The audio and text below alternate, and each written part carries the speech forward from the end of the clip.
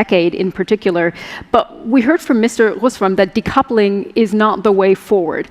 How do you see these discussions about dependency and decoupling? How realistic are these discussions? I think it was covered very well in the opening address. We can't disengage. We have to continue to work with one another.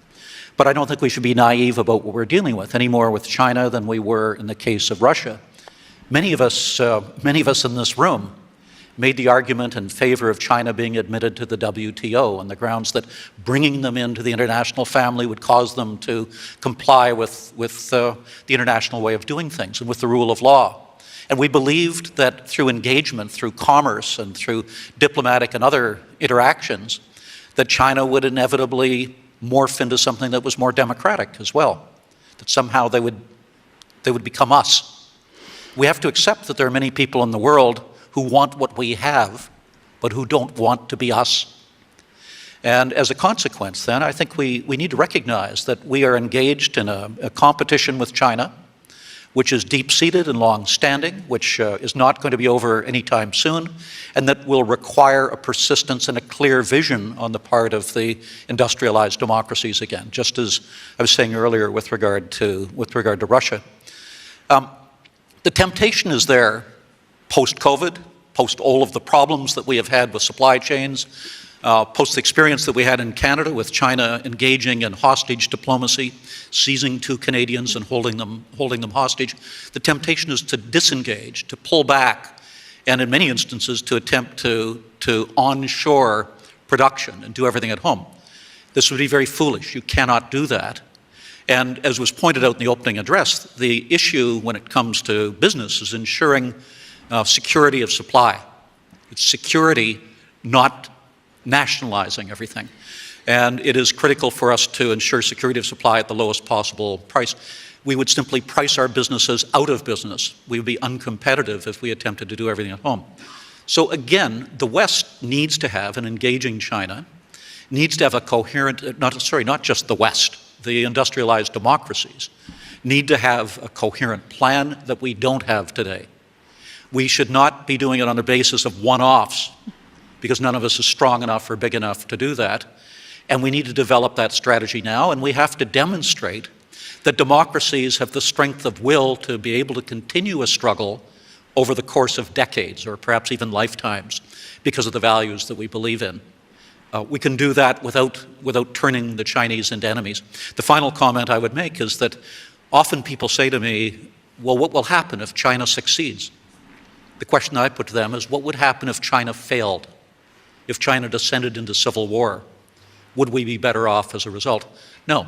So we need to engage, but we need to do so with clear eyes and with a clear strategy.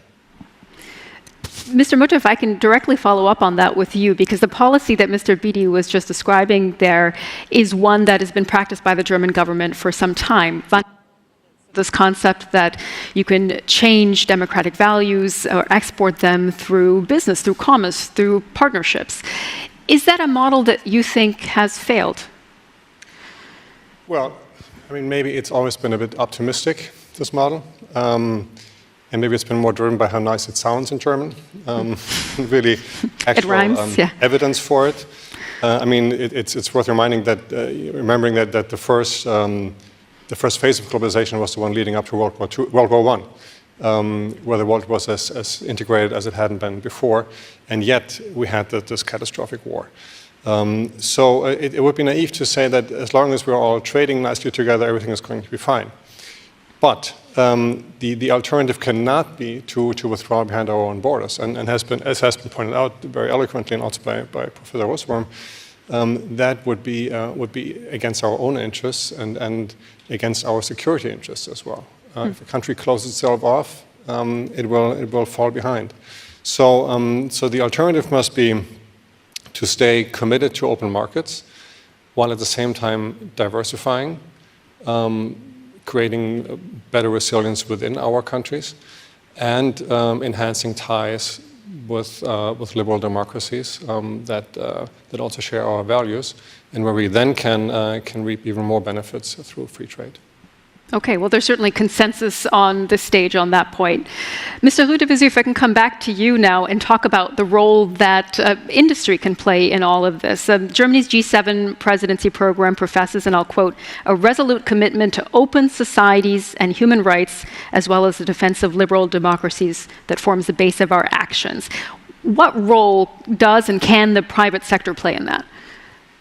When I was a student, long time ago, in the 20th century, there was a book that was read by a lot of students called Capitalism and Democracy by Milton Friedman. And basically the thesis of that book is that both goes together, the freedom of entrepreneurship and the freedom of politics have to go together. The more freedom you give to the people, the more entrepreneurship there is, the more prosperity there is for everybody. And I think we have to go back to that. I think we are in a competition between models. We have the democracy, the Western democracy, which have a model, and then the rest of the world seems to have another model. And we have to convince our fellow citizens inside our democracy, but also outside, that our model is better because we create more wealth and more prosperity and we share it more. So that starts in our own country, and every one of us has to be as entrepreneur as possible to make sure that we create more wealth for our citizens, all our citizens. And the question of inclusion, the question of sharing the profit is clearly a question for us. And then outside, I was discussing with the Ministry of Economy of Senegal, Mr. Hott, a few minutes before, and he was mentioning he has election in a few months, I believe. Democracy outside the Western world is very fragile. We know that actually it has lost ground in the last years. So we have to make sure that those countries which are democratic outside Europe, the US, Japan, Korea, are prosperous, are developing faster than the countries which are not respecting those values. I agree with you, Mr. Betty, we should not disengage, but maybe we should engage more with the countries that respect our values than the others. Okay, so building deeper partnerships with like-minded democracies, let's say. Ms. Beltrame, if I can come back to you now, something we've talked about quite a bit already is supply chains and the importance of how to make more resilient supply chains. What is your perspective on that? How can politics and business also together make supply chains more resilient? Yes, as you said, actually the public opinion of a debate about resilience, but I think we should make very clear that the larger part of the job has been done by business shoulders. So actually that is for sure. So companies, as we know, have suffered a lot and still struggle with the logistic bottlenecks, technical barriers, regulatory divergency, and so on. And business can do a lot of its own, but not everything, otherwise it will be very difficult. So government and international governments should do more, and is the viability and security of a supply chain. But another thing that I think is very important, that I do not believe that the G7 business need any how we say, top-down new business model, because I think in this moment all the world are interconnected. Companies must be free to trade and invest where they want.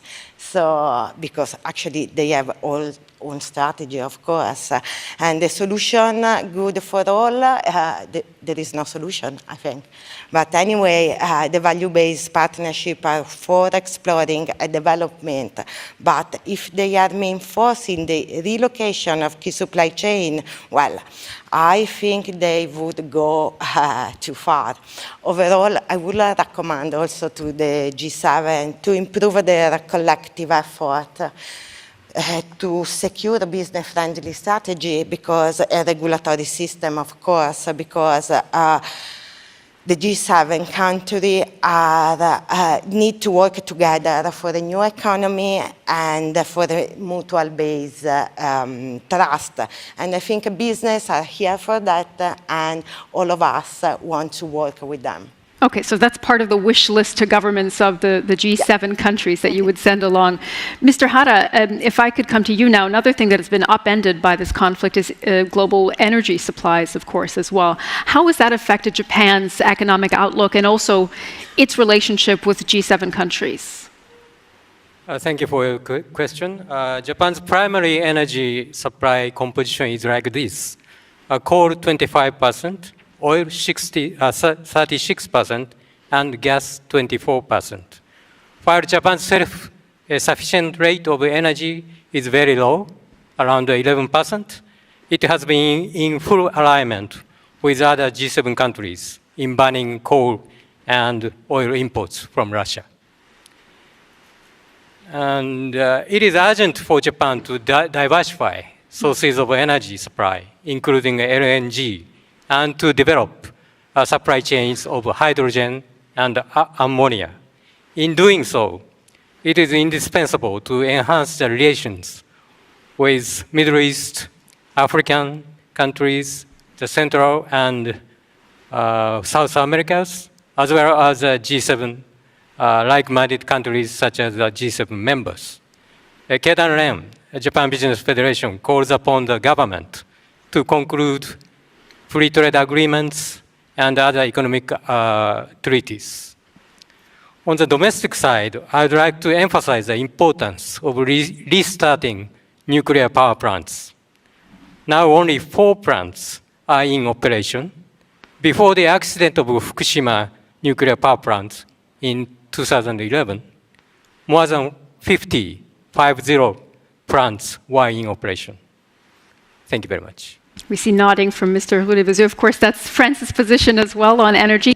We'll be actually talking about energy supply, hydrogen, LNG, all of that diversifying energy supply in the next panel in about 15 minutes from now. So that's just a teaser for what's to come.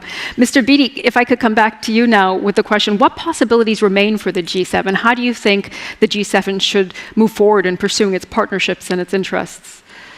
Well, I think more than anything else, the leaders of the G7 have to understand that we're more interdependent than ever before, that none of us can go it alone. And the odd thing, I think the great struggle that we see today, the ideological struggle, if you like, is not between left and right. It's between open and closed societies. And we represent open societies, ones that want to engage with the rest of the world and ones that believe in liberal democratic values. And that means that we share in common, whether it's in our business strategies and our commitment to free enterprise or in our social and political values, we share a great deal in common. We need to look at ways of deepening our relationship with one another and of looking for global solutions on the key issues that we're dealing with, that we're preoccupied with. Global security. The operative word there is global. Global pandemics. The operative word there is global. The global financial crises. The operative word is global. We can't solve these problems alone. We have to have a common strategy. The world today is much more complex. It's much more multipolar than it was during the time when I was in government. When the B7 got together when I was in government, it was Chancellor Kohl, it was François Mitterrand, it was Brian Mulroney from Canada, President Reagan, Mrs. Thatcher. And there was a sense that when our leaders got together, problems would be solved. Now, unfortunately, because of the changes in the nature of our politics and of global society, it seems often that the problems are larger than the leaders. And it's going to be critical then for those of us, particularly in the business community, to provide leadership and to make the argument that both in the protection of our values and in the protection of our economic strength, we need to collaborate much more closely and to develop clear, well-communicated, sustained plans. Global plans, indeed. Mr. Mutter, if I could come to you now, one of the aspects that we've seen with the Zeitenwende here in Germany is that there's been a lot of pressure for Germany to do more in terms of its defense spending. And what we saw Chancellor Scholz announce was 100 billion euros to strengthen defense capacity. But we've seen some mixed messaging on whether that will actually be enough, whether Germany can meet its commitment to NATO as well. So where does Germany stand in shouldering some of that responsibility going forward? So thank you for that question, which allows me to clarify a few things. So Germany is committed to the 2%. It has been since 2014, even though sometimes that was a bit more in theory than in practice. But it remains committed to the 2%, and it will meet the 2% over the course of the next 5 years on average. Now, why on average? Because some of these big-ticket items that we're going to buy, the F-35 and others, you can't just procure them overnight. So it will probably be a bit of an uneven graph over the next 5 years, but we will meet the 2% on average for the next 5 years. And we do so not just, and that's one of the problems we have with the 2%. It's an input-driven goal, when it should be really more on output. And output should be capabilities. So we need to increase our capabilities in order to be better allies in NATO, in order to be more responsible for our allies and partners. And for that, we will increase our capabilities. And that should drive our defense spending and will drive it. However, the other thing about the Zeitenwende, and even in the speech, the Chancellor alluded to that, is of course it has to go much deeper. And for it to be a real shift, it needs to happen in the minds of policymakers, but also in the minds of the German people. And that will take time. And so that's why Germany, for the first time, is drafting a national security strategy, which will lay out our national security strategy and engage with the population on it in order to help make that shift in the minds of people also happen. That's an important point. It's not just about the perspective of the government, but rather also the people, as we've heard on this panel already. Mr. Rüdebezow, are there many areas beyond those that are already areas of cooperation for the G7 that you think could come together for closer cooperation going forward, where they could work together, these countries, more deeply? Certainly. Before I answer your question, just make a small comment on the previous speaker. The French are very happy to see the German spending more on their defense, because we've been spending for years 2% of our GDP, a little bit alone in Europe. So we're very pleased, but we hope that this will be done through cooperation, industrial cooperation through Europe. Otherwise, I think it will be a waste to afford. In terms of G7 cooperation, yes, I think we can do more. Certainly, we should include other countries in terms of cooperation. I think I mentioned Senegal earlier, because we, the 7 countries, share values, but I'm sure there are other countries in the world who share those values, which will be helped, supported, included in our cooperation. And the obvious cooperation is on 2 subjects. I think energy, that was mentioned by my Japanese neighbor, and also I believe health, which has become a major problem, and we should cooperate probably more than we've done in the past year on those subjects. There will be more pandemics in the coming years. We all know that. So yes, closer cooperation in G7 is needed. And Ms. Beltrame, you said just a little while ago, we don't need a top-down business model. Does the G7 need a new business model? If so, what should that look like? Actually, I think that our business need to do what the strategy business do it. So if we do a new model, I think it's enough for what we have, actually, because our business are very good in what they're doing. So why changing the new model? I mean, there is no answer at that, and I think it's okay like this, we think. So the business model is okay as it is. Okay, don't touch it is the message from the B7 principles here. And perhaps a final question to you, Mr. Beattie, before we wrap up this panel discussion, as we're running a little bit to the end of our time here. Do you think that these crises that the world is facing at the moment, but particularly the G7 is facing at the moment, that it can strengthen this cooperation and this collection of countries? My answer is, I hope so. The problem is that what we've seen, whether it's in pandemic planning or providing for global security or dealing with climate change, we don't learn from history. And my hope is that we'll look at the circumstances in which we find ourselves today and recognize that none of us is strong enough to go it alone, that we're all stronger by coming together. And that even if any of us was strong enough, if any of us were strong enough to go it alone, my experience has always been that when you collaborate with others, you get a much better result than you would have by attempting to do it by yourself. I hope that's the lesson that our leaders learn, and that they recognize that we're stronger together. I think that's a very fitting message to end this panel discussion on. I hope you agree. Thank you very much for that interesting discussion, and you are welcome to take your seats again. Thank you.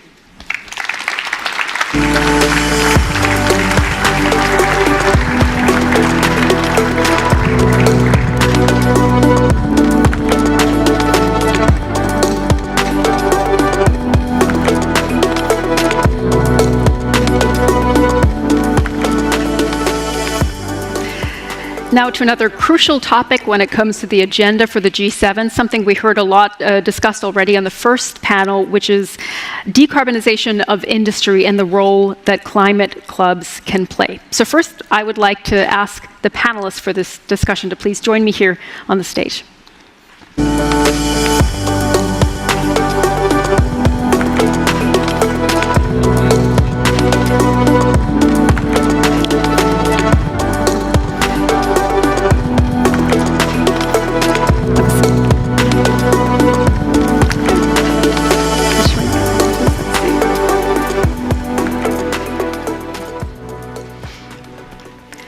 Okay, and we also do have a panelist. Is Mr. Adrian also here in the room? Yes, you may join us as well. We were just missing you. Please take a seat. Okay. I will introduce here our panelists. As I said, Peter Adrian is the president of the Association of German Chambers of Industry and Commerce. On the screen here, you can see in the middle, joining us virtually is Markus Grohms. He's a member of the management board and chief human resources officer of ThyssenKrupp Steel Europe. Mr. Grohms, great to see you, and we welcome you here from the stage in Berlin. We also have Birgit Schwenk, who's the head of climate protection at the Federal Ministry for Economic Affairs and Climate Action here in Germany. And last but not least, Suzanne Clark is the president and CEO of the US Chamber of Commerce. Welcome to all of you. Great to have you with me here on the stage for this discussion. Mr. Adrian, I wanted to start with you because the decarbonization of industry, this is a huge topic that is featured both in the B7 recommendation paper and in the G7 climate and energy communique. You have looked at both. What is your takeaway on the final outcome? Are there shortcomings that you see there? Yeah, a good question. I think decarbonization of the industrial sector is addressed in B7 papers and also in the G7 climate and energy communique. And I think it's a good paper from the B7, and for our economy, climate neutrality is an important goal for all German companies as well as for the whole German society. So the B7 paper sets the right priorities for achieving good progress. With the use of renewable energy, we will start the process to get independent from fossil energy market. And you know, especially the German economy has not enough fossil energy, and we have to import a lot of energy. So it's also a good situation to start with the new renewable energy and get more independent from the fossil market.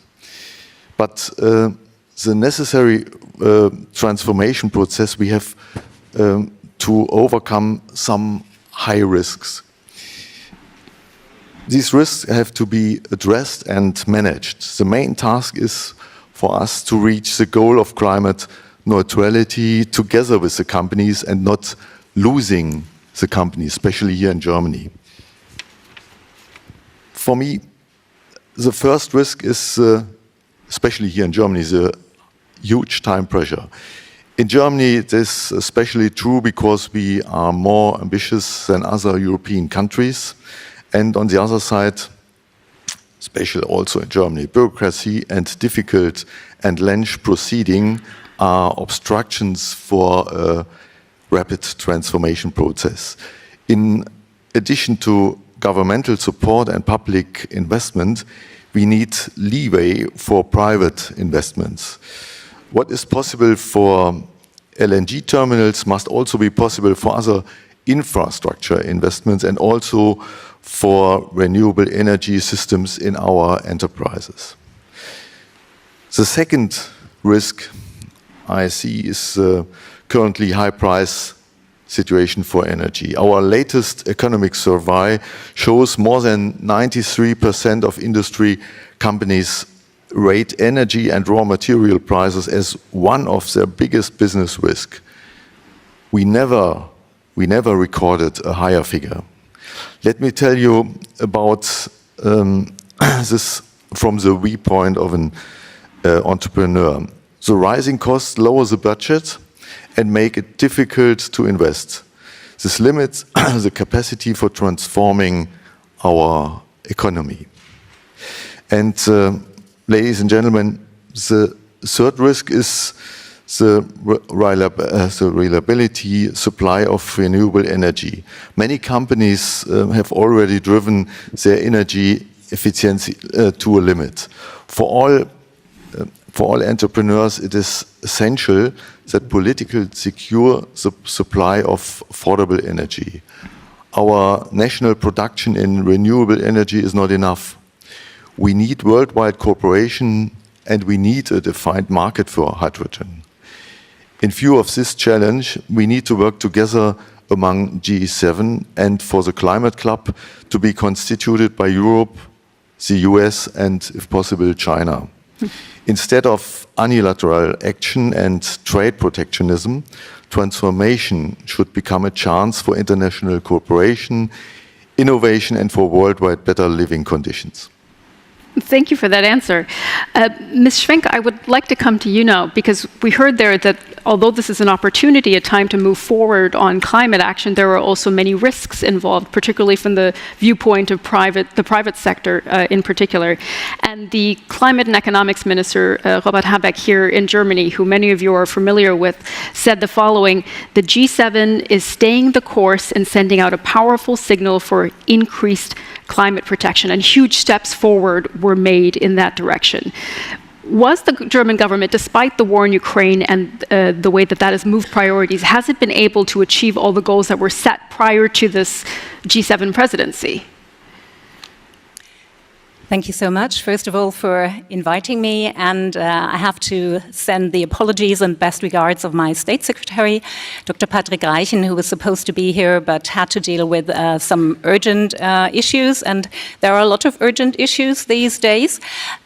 We have large crises due to the Russian war of aggression, which the German government utterly and in the deepest terms condemns.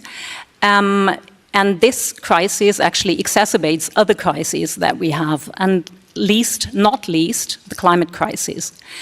And I have to say that I've been often asked in the last few months, while I was actually negotiating the communique of the climate and energy ministers as the head of delegation at my level, whether we now step back from our goals in respect of the climate action, and we don't. And this has been the answer in our communique of the climate and energy ministers as well. So in very strong terms, we have actually underlined that it is actually accelerating the energy transition, accelerating climate action, which has to be the answer to the crises that we have at the moment. And I'm glad to say that there is real agreement on this. This is actually the very first part of our communique that deals with this commitment. And in terms of energy, there are a number of very concrete commitments in our communique as well that we could reach among the G7. And that is that we want to go forward with moving away from fossil fuels. That goes for fossil fuel financing. Public international fossil fuel financing should be phased out by the end of this year, except in limited circumstances, which we probably have at the moment. But even then, it should be in line with a 1.5-degree pathway. Then we have actually also committed to ending fossil fuel subsidies in our own countries, and this has been a long-standing goal in the G7, ending those by 2025. And frankly, not much has been done towards this. And this year, for the very first time, we have actually managed to take concrete steps towards this goal and have actually decided on being more transparent and to start reporting on our fossil fuel subsidies also for the international community. And finally, we have committed to a predominantly decarbonized electricity sector by 2035. And we have committed, and that is actually also for the very first time, to a coal phase-out in the G7, both on the global scale and for our own countries. So in the energy area, we were actually quite happy with the results that we could achieve. But this is not the only thing that we've done. So partnering up with countries around the world, with partners in the developing world is very important. And we've reiterated our commitment to financing, to climate action in developing countries, and we're also going to introduce more just energy transition partnerships. We already have one with South Africa that goes back to the last climate change conference of the parties in Glasgow, and we are going to commit to more such multilateral just energy transition partnerships at the summit by the end of this month. And so I think in the run-up to the summit, we are actually making good progress here. This is also part of the climate club that Chancellor Scholz has proposed, and that we are going to work towards together with the G7. And in that climate club, we have also a number of other subjects, and one subject is helping industry move along towards also moving into a more climate-compatible world and economy, setting the right framework for that, incentivizing and actually helping along the business sector in what they're doing, I think, at the moment anyway. And I think I'll leave it at that. Let me mention one more thing, which is also a very good achievement, I think, and that is that we've looked at the transport sector as well. And we have agreed that we want to have a highly decarbonized road sector by 2030. And so that's an impressive list of priorities, certainly, from the German government. And as we heard there's no plans to step back from climate commitments. So, Mr. Gröms, if I could ask you about that. At the same time, there are concerns from the industry about energy security, supply, of course. So, what role do you think international cooperation can play in this balance between the need to move forward on climate protection, but also securing energy in the short term? Well, good morning from Duisburg. Yeah, you're absolutely right. The need of diversification of energy supply in short term and going ahead with climate protection commitments is an enormous challenge. But please let me say, we are not talking about fixing a status quo. It's very important to say very clear that our demand of energy will rapidly increase during the next years on our track of decarbonization. For example, after having transformed our hot metal capacity, we will have an energy demand which is 10 times higher than it is today. And so no doubt we at ThyssenKrupp Steel firmly believe that both energy security and climate protection cannot be reached in isolation. Of course, both must be promoted to multilateral agreements and strong partnerships. And well, let me say, the recent months have shown in a quite painful way that the security of energy supply is a point of particular vulnerability for European industry and business. And it has been shown that strategically relevant goods should be conducted in trusting and reliable partnerships of common values. And in the pursuit of independence from Russian gas, the United States, as an exporter of liquefied natural gas, will play a central role in Europe's security of supply. And specifically on our transformation to green steel, I have to say we are building on the steady supply of natural gas as an interim solution to be replaced by green hydrogen as soon as possible. And in some way, it is a euphemism that we are building on it. We highly depend on it. Everything we are planning about decarbonization will not work without a steady supply of natural gas. And so international cooperation has never been so important like it is today.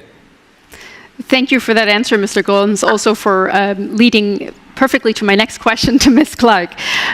With the U.S. Chamber of Commerce, of course, as the world's leading exporter of LNG, the U.S. right now has to manage this balance between helping secure this energy supply, but also meeting climate objectives, which are so important to the G7 countries.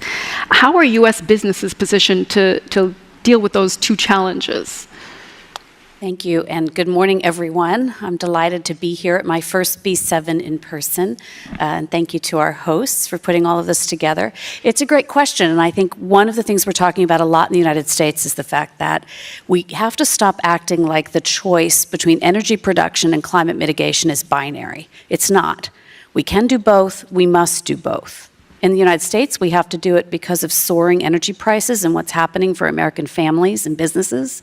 We have to do it as part of a global security, working with our allies, what it means to our allies in security, and what it means for climate mitigation.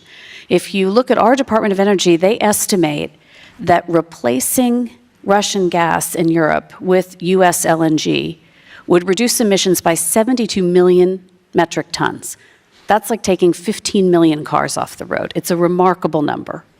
We know we have our own work to do at home. We're doing work on reducing upstream emissions, working on methane. We believe technology and innovation is a big part of the solution here. We would like to work more with all of you on electric vehicles, on nuclear. There's a lot more in technology that we could do together. But I want to be really clear from the U.S. Chamber of Commerce perspective, and that is that there is a climate imperative and a security imperative to accelerate the energy transition. Okay, so those certainly are very high on the agenda for U.S. businesses as well. Mr. Adrian, if I'd come back to you now and ask you how you see that very same challenge of balancing climate protection at the same time diversifying energy supply in the short term and securing energy supply, how can international cooperation, do you think, from your perspective, play a role in this? Yeah, I think the first thing for me is we all need a quick change to climate neutrality, but on this way we have to secure reasonable energy prices, and also we have to secure enough quantity of energy, especially during the transformation process. If you see the international situation, we have the situation that in Europe we try to get very quickly on this way, and in other countries you have another situation. So we have we need a cross-border adjustment mechanism. You know, the CBAM.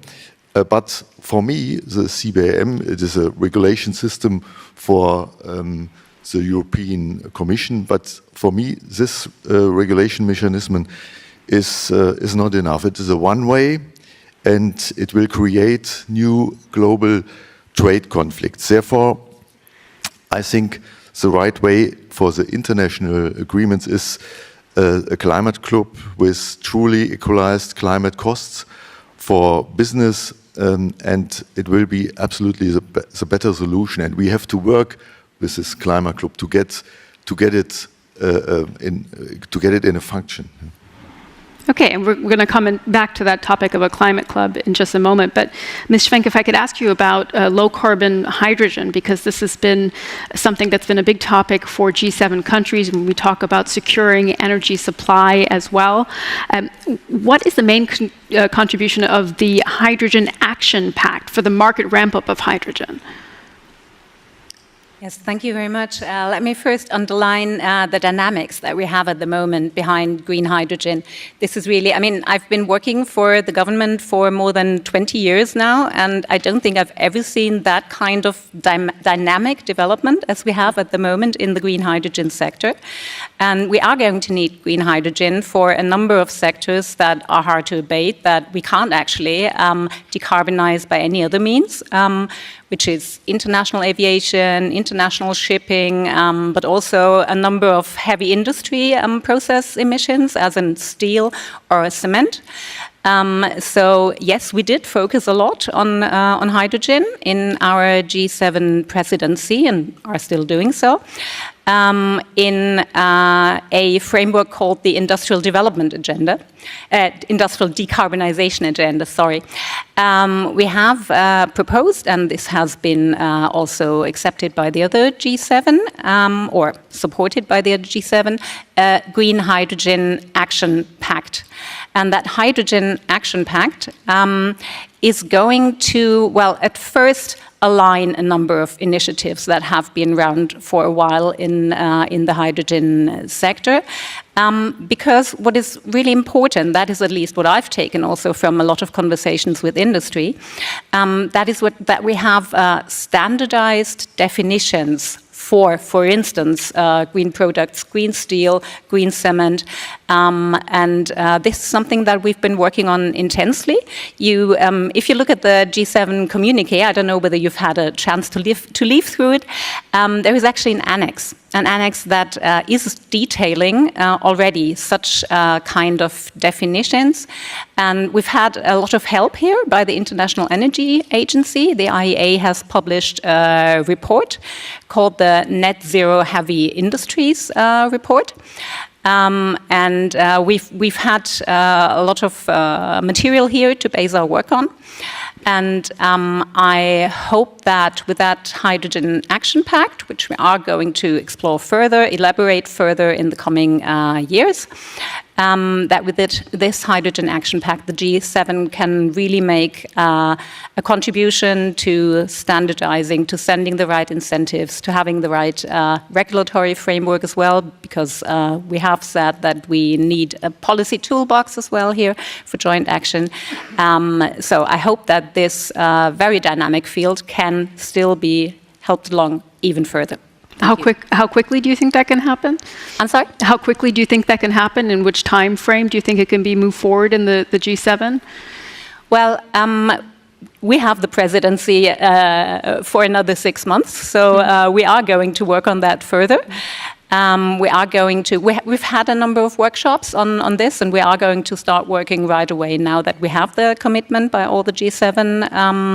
And I know that this is also dear to our Japanese friends, and they are going to continue that work next year.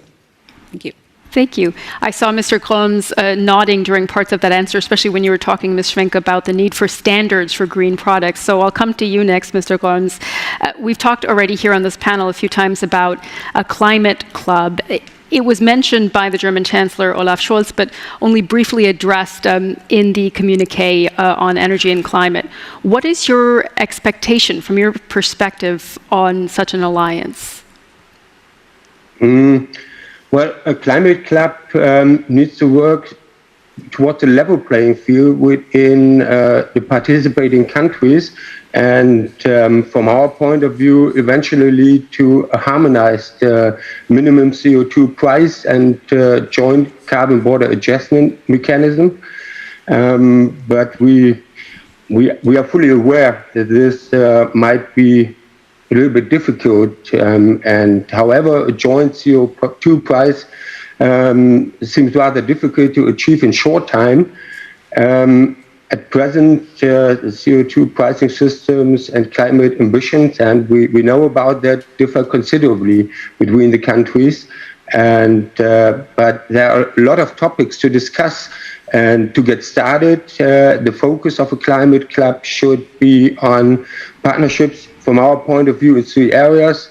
It's about energy transition. It should be about green hydrogen and the decarbonization of CO2-intensive industries. And one goal could be to bring out roadmaps with clear milestones for the coming 3 to 5 years. And member countries could, and that would be something quite new, mandate net zero emission plans for their CO2-intensive industries. And so a climate club would be maybe in the first place become something different, but it would be a platform to agree on common definitions and standards, and that's very important for us. And it could foster the creation of green market, which are very important for us too, because it's completely and very important that we all know what we are talking about and that we find common standards. But, and there's always a but, as long as there's no harmonized minimum CO2 price in place, we need to counteract the risk of carbon leakage. Also, we still need effective production preventing carbon leakage within the club and the club member countries, and we need to maintain effective carbon leakage protection within the European Union. Thank you for that answer, Mr. Gons. And if I could follow up on that with a question to you, Ms. Clark. There seems to be agreement in the B7 and G7 on the need for standards for net zero steel and cement. What are your thoughts on how market forces could respond to such common standards?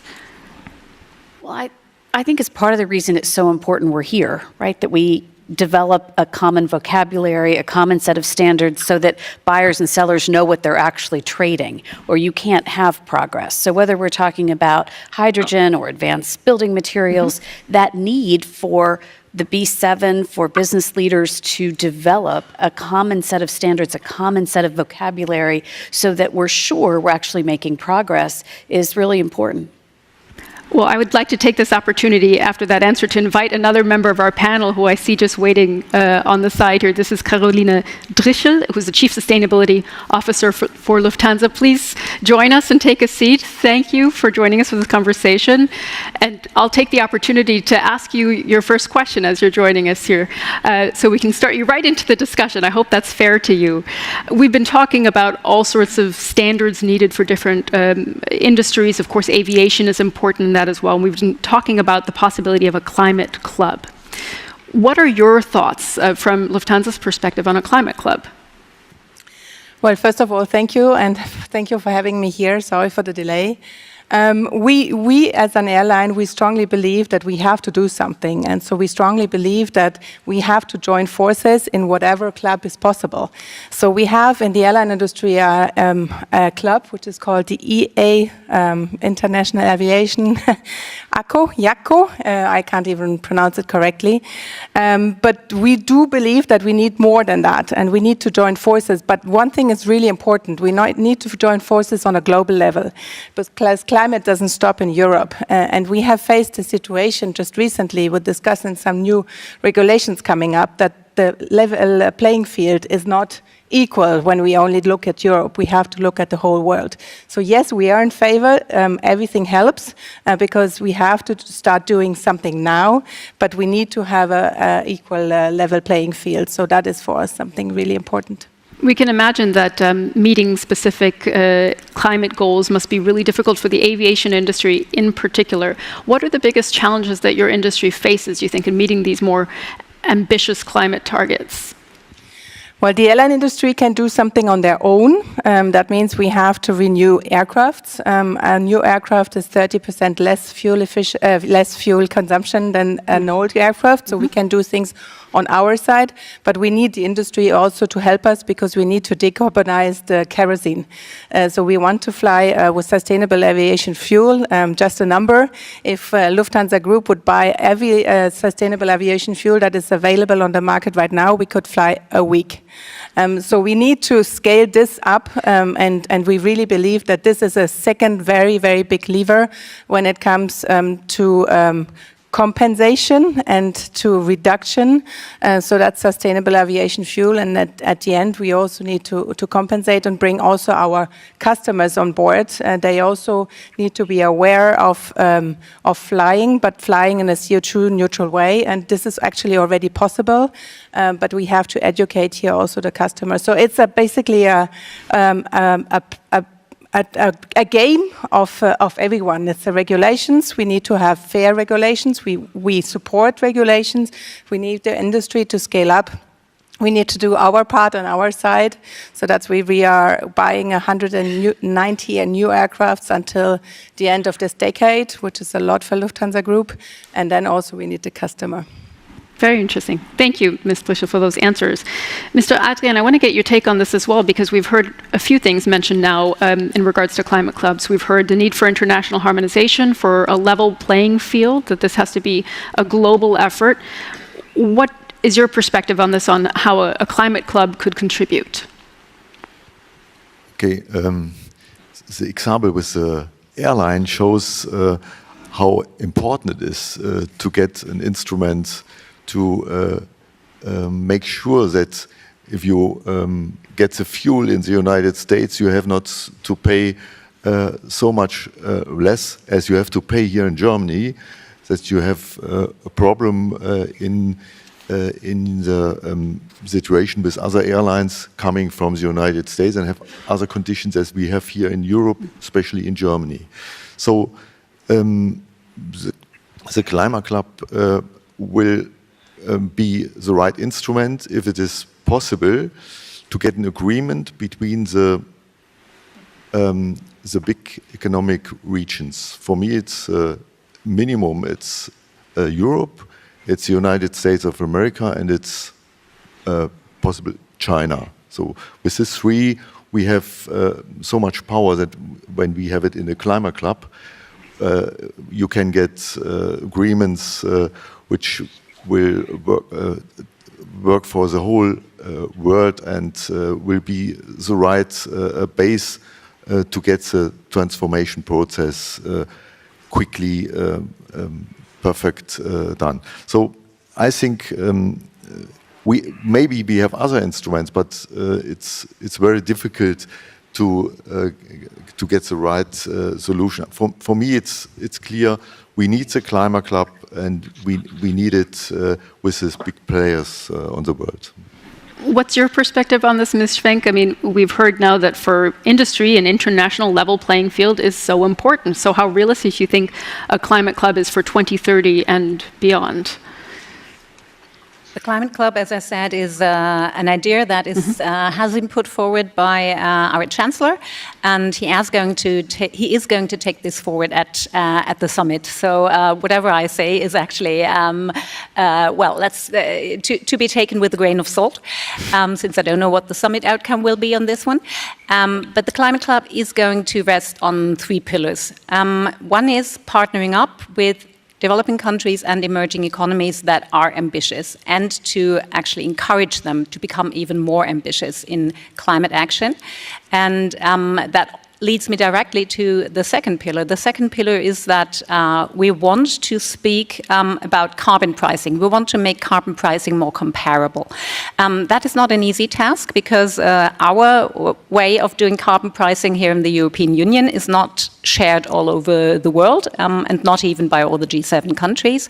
So we are going to look into also making comparable indirect ways of carbon pricing, for instance, in Japan, where carbon intensities are more the system that they focus on. And by making all this more comparable, by encouraging other countries to adopt similarly ambitious policies, we hope to prevent carbon leakage and also to create that level playing field. And there is, of course, a connection to the fact that in Europe we are looking into introducing a carbon border adjustment mechanism, a CBAM, And this is going to be an initiative, the Climate Club, that is complementing such efforts. And then I've spoken about 2 pillars. Now, the third pillar is actually what we've already focused on, and that's the industrial decarbonization agenda, on which, I've already spoken about. So I hope that the Climate Club will actually also help you here in the business community. Thank you. So, Mr. Groms, we hear there are some of the promise that the Climate Club can hold, perhaps some of the challenges that it will face. We talked also about the efforts towards net zero steel and cement. And from your perspective with ThyssenKrupp, what is needed next, for the next steps rather, for global market for these products? Well, first of all, we welcome the fact that G7 has given broad scope to the political framework of decarbonizing industry. From our point of view, of course, it's particularly important that the goal was agreed to create markets for climate-friendly base materials, including steel, in a timely manner, which means from our point of view, within the next 3 to 4 years, which is, from a business perspective, still quite a long time, because our investment decisions we have to take now. And so we are at a point where our old technology, the blast furnaces, are exhausted, and there will be no further progress in decarbonization with our old technology. So we are planning to build up new capacities with direct reduction plants. We will replace coal by hydrogen, and there will be no CO2, which is coming out of our chimneys in 2045. There will be only water vapor, which is quite astonishing even for ourselves. And but it will be an investment of 7 billion euros, which is required to go that way. And it's quite obvious that it's impossible to do that without public subsidies. But we are running a business, and we want to run it profitable. And so, of course, the question of leading green steel markets is our central question. Well, Ms. Schwenk here has certainly promised support. And it's very important to push it forward on time, and it's very important to push it forward in an intense dialogue between all the countries, because it's very important in the green market that we all know what we are talking about and that there are common standards. Thank you, Mr. Groms. And Ms. Clark, I wanted to get your take on the issue we spoke about a little bit earlier with Ms. Schwenk, which is hydrogen, and the fact that the G7 had launched this Hydrogen Action Pact. From the perspective of the U.S. industry, what role do you see hydrogen playing here in ramping up hydrogen? Well, we are, of course, behind our good friends in Germany and Japan on hydrogen. Last year, one of the U.S. Chamber's biggest efforts was advocating for a domestic infrastructure bill. In that bill, which became law, there was $9 billion for creating hydrogen hubs around the United States. So we're now working with the Department of Energy to get that moving. We do feel that it's going to play an important role in the transition, and that we're a little behind. We have things to learn from our friends, but we're happy that that advocacy happened.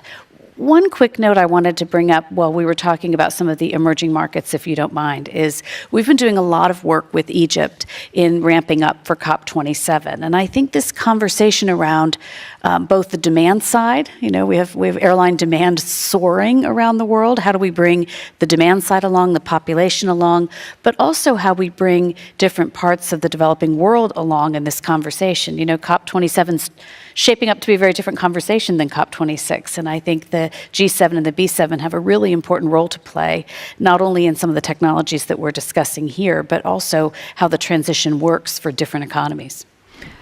Mr. Schill, maybe I can follow up on that with a question to you on how Lufthansa sees the role of bringing developing economies along as well with airlines in these economies, and how you can create a more level playing field, but also provide opportunities. How does that work in terms of sustainability? I'm not sure if I got the question correctly, but I wanted to add something on hydrogen first. We also strongly believe that hydrogen is a factor, and we encourage everyone to go for it because we need it for creating sustainable aviation fuel, not for flying hydrogen planes. Here we think we have still many years to go because before that will be really a reality. But we really encourage the industry to support hydrogen in helping us to create sustainable aviation fuel, so the so-called e-fuels. So your question was about airlines in developing countries and how Ms. Clark was just talking about the need to bring developing countries along as well. If there are common standards created for airlines for the type of fuel that needs to be used, how can Lufthansa contribute to that effort? Yeah, that's why I said we have this club, this IACO club, and we are talking to all the airlines worldwide. But to be honest, we are also in competition to each other. But we're not competition to the emerging market airlines. We are more competition to the Gulf states airlines, to be honest. With the Americans, we are pretty much friends, and I have to say the American airlines are moving ahead when it comes to sustainability. There, the government is incentivizing it. I think this is a help. We in Europe, we try also to be on the same page when it comes to sustainability. We as Lufthansa Group, we have committed to sustainable, to the SBTI targets, Science-Based Targets Initiative, which is an NGO proof pointing how you do really your path to net zero in 2050. We will be audited here, and many airlines, and you would believe that the emerging markets airlines are behind us, but that's not true. It's really depending on where is your network, where is your destination, and then you can more or less say that the playing level, the injustice comes more or less from the Gulfstat Airlines than from emerging markets, where we have sometimes the technology on site. We see there's plans for sustainable aviation fuel in Chile, for example, or we have also been talking to other countries. They are moving ahead because we all have the same issue. We want to continue flying, but in a sustainable way. Well, we have pretty much run out of time for our panel discussion, so I think that's a good note to close on, to say we're looking to do more, but in a sustainable way, and certainly with the partnership of G7 countries. So thank you all very much for joining me here for this discussion. I think it's an important one, certainly for the G7 moving forward. As you mentioned, Ms. Schwenk, this is something that's been high on the German government's agenda for quite some time and will be a big priority for the G7 agenda, and that we'll see next week playing a big role as well. We are going to take a brief break, but I would invite you to join us again at 12 o'clock because we're going to be returning with a discussion on the future of health systems. And we'll see you back here in just a little bit at 12 o'clock for that panel discussion. So enjoy your break, and we'll see you in a moment. Thank you. Thank you.